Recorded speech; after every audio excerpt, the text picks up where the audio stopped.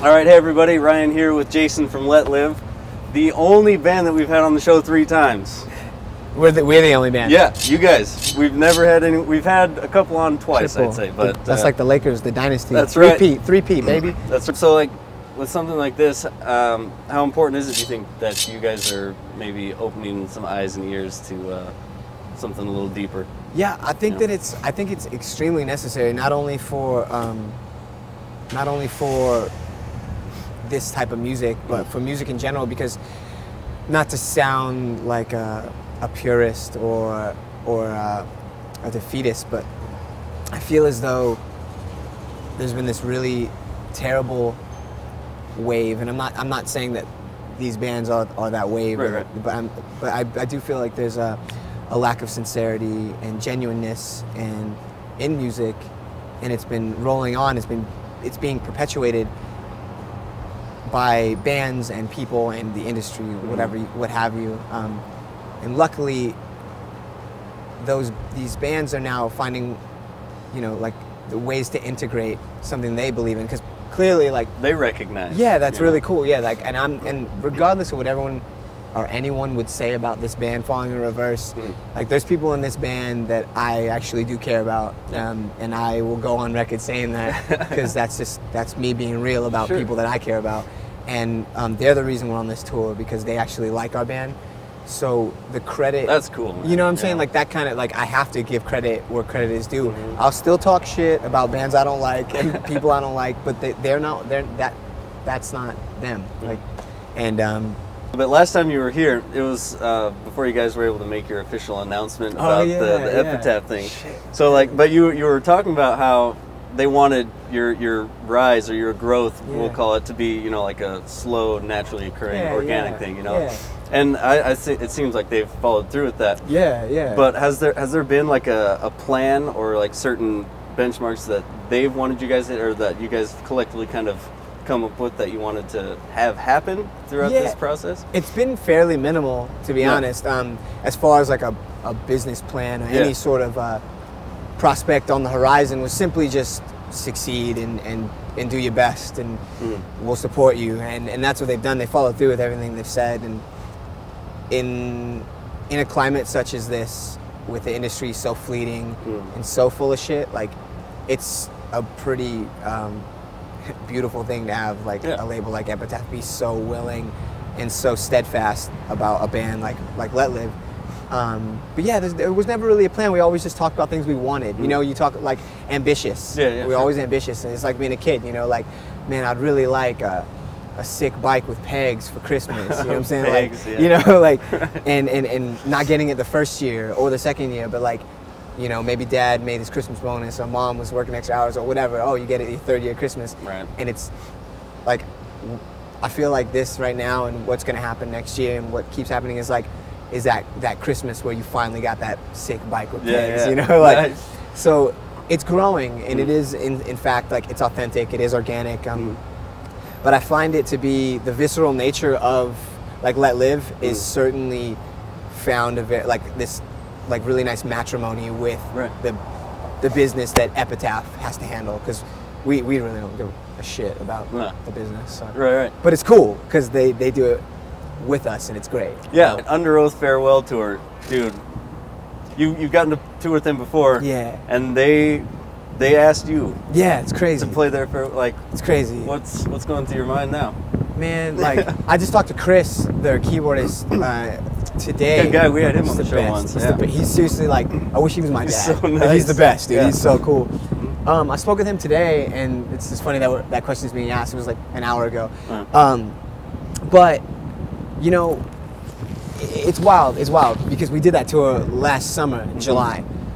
And it was a huge deal for us, because that they were like a milestone band for everyone. Oh, yeah, like, yeah. Anyone in, like, heavier music, like, listened to that band. And so for us, we did that, and to be put in that situation with them was humbling, and it grounded us, and it showed us, what it takes to be a band that people care about at one point and continue to do so.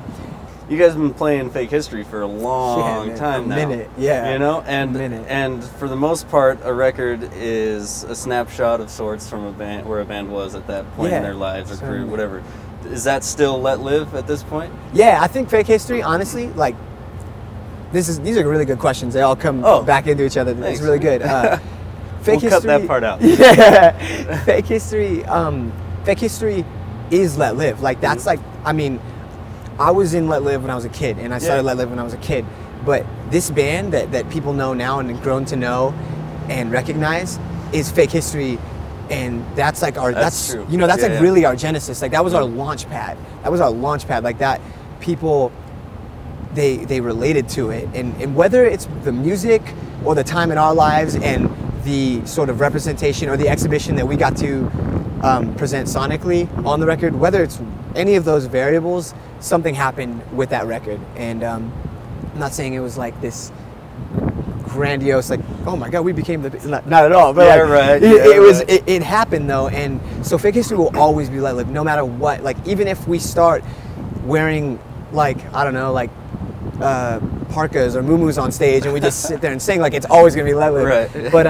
But at the same time, and this may seem contradictory, but at the same time, like this next record, and there's most definitely an evolution, both emotionally, like with the subject matter, instrumentally, I mean everything, because that's what you do. Like when you're in a band, at least this band, and what I believe is you move forward.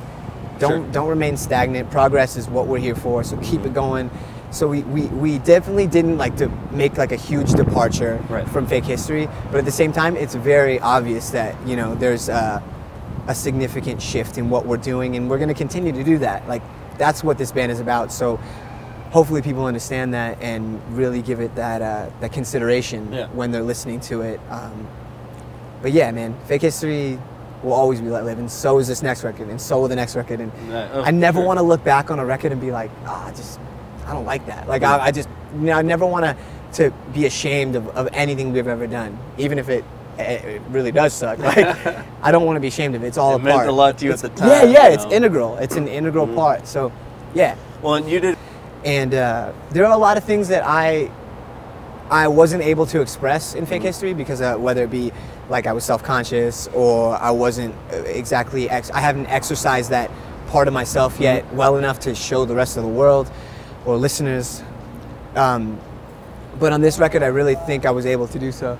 Do you feel like you're, all right, then you feel you're more open now? Like you are in a place where you don't have to filter anything? Yeah. As at least coming out? At least a little more so than it was before. Yeah. You know, there are things like everything from like, from, you know, growing up and faith and whatever, to women, to men, to friends, to warfare, to politics, to my health, to, you know, like things like that I just didn't know how to say them without just sounding like a brat, you know, or sounding like, you know, not emotional enough, you know, like not really getting it out there. And I didn't want to do a disservice to the way that I feel about these things. So in this record, you know, simultaneously I felt like I was able to like be pissed off still, but at the same time, like more, I don't even know, like more, be more palatable